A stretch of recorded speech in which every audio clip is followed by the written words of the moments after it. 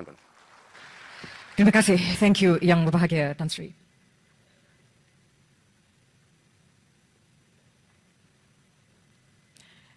Distinguished guests, ladies and gentlemen, it is my honor and privilege to now invite Yang Amat Berbahagia Tun Dr Mahathir Mohamad, the fourth Prime Minister of Malaysia and President of the Perdana Global Peace Foundation, to address us. Dipersilakan.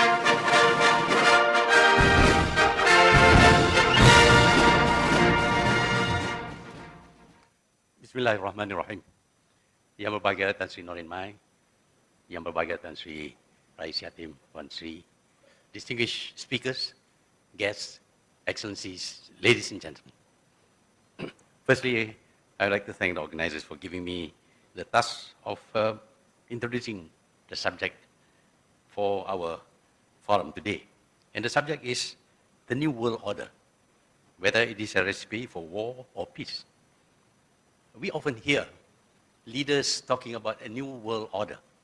And for most of us, when somebody speaks about a new world order, we visualize a better world, a world where we live a much more prosperous life, free of oppression and the like. But actually, the idea of a new world order is not new. It is very old. And you heard from Tan Sri Norin Mai just now what kind of new world order was first conceived. Basically, it is about having a world government. We should abolish all states, all nations, all borders, but instead have only one world government. And that world government is to be by certain people, elites, people who are very rich, very intelligent, very powerful in many ways. They are the ones who will govern the world. There was not much talk about democracy or choice of leaders. Instead, there was to be a government by these elites who will impose their rules on everyone in this world. And for those who are unwilling to submit to them, there will be punishment. This is the concept initially, but many have not read or do not know about this concept.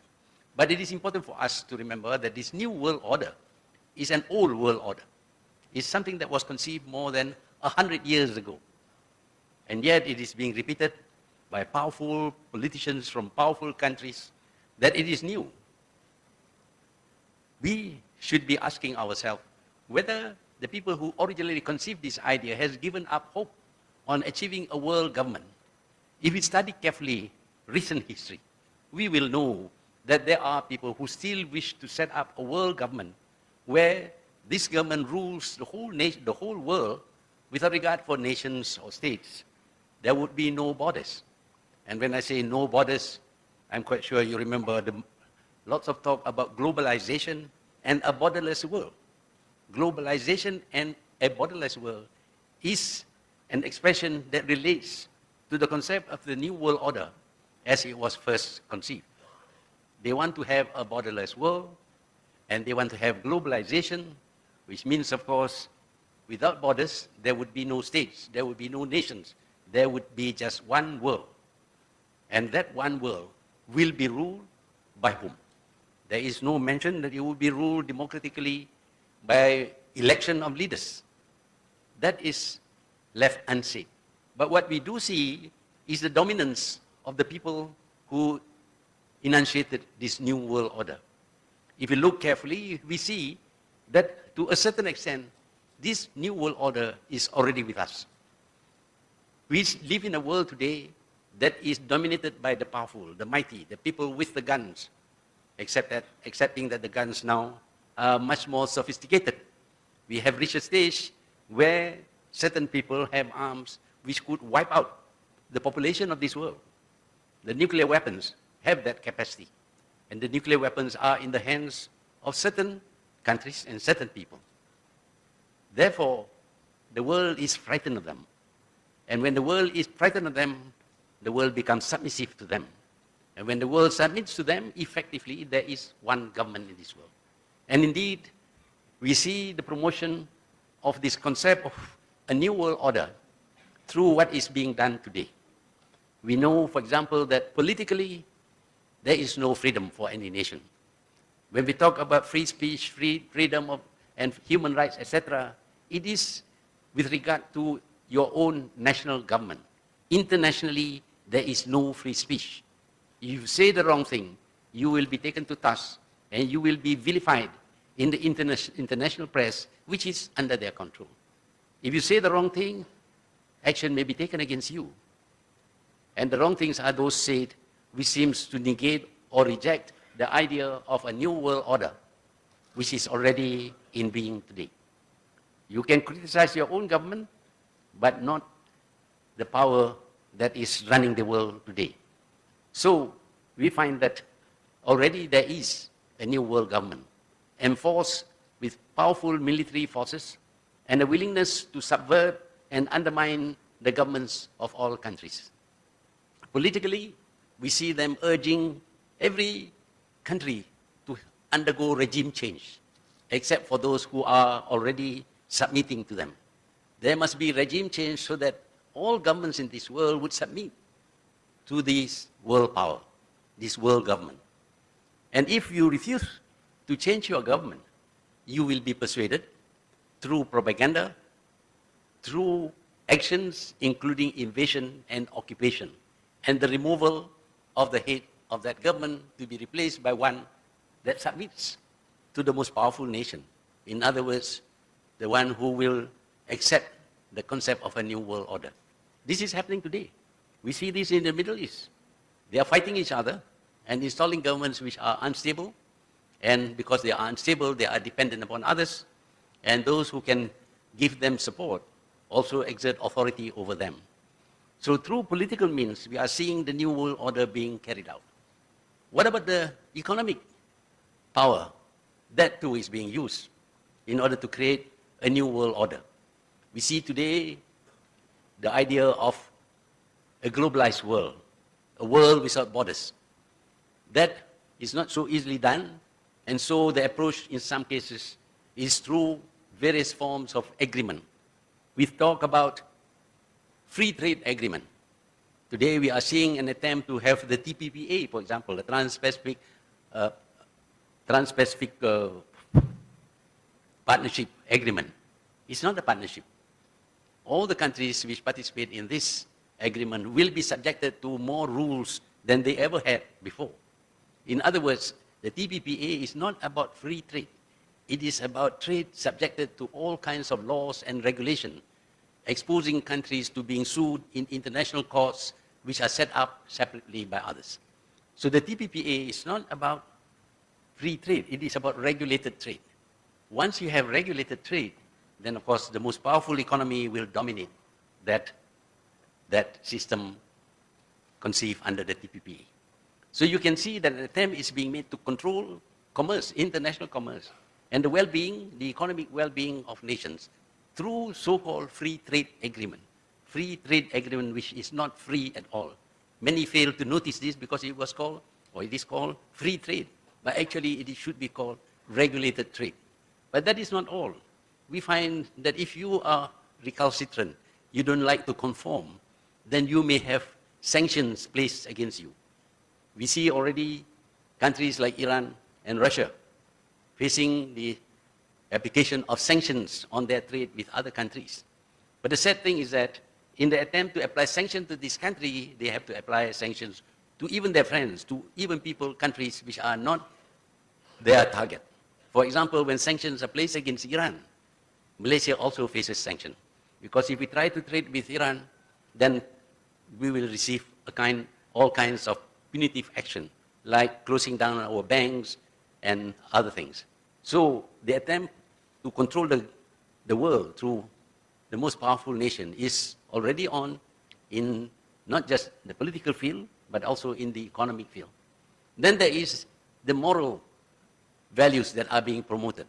You are not allowed to have your own value system.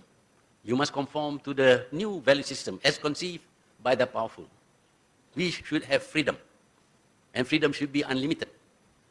And we see the promotion of values which are against our own beliefs, against our religion.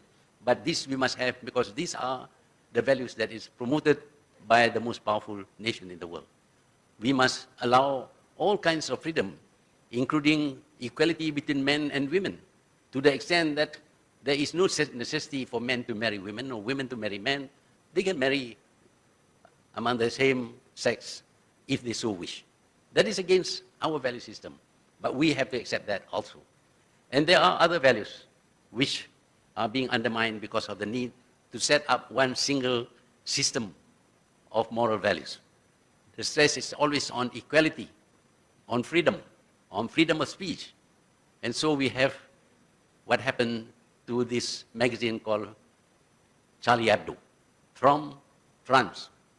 And because of freedom of speech, this magazine has a right to insult other people.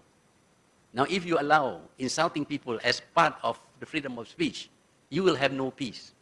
I cannot walk up to a person and curse him or call dirty names about his parents simply because it is my freedom. I think the freedom of the people who receive this kind of treatment would be to bash you on your nose. But the interpretation of freedom is that you can say anything, insult anybody you like, because freedom is the most important thing in this system of moral values that is being promoted. So along all the three areas, you see an attempt to undermine everything that we believe in, undermine our politics, undermine our economy, and undermine our moral values. When this happens, of course, if all were to accept all this as the necessary thing for our lives, then there would be the need to submit to one single government, a world government. And this world government will govern without our consent. They will govern according to their own concept of governance, their own ideas about freedom, their own ideas about what is right and what is wrong. And when this happens, of course, then the new world order would have succeeded fully. What we are seeing today is a process towards that direction, the establishment of a world government that is responsible to nobody. We would have no choice at all as to who should rule this world. We have to accept the rulers because they consider themselves as the most suitable people to rule this world.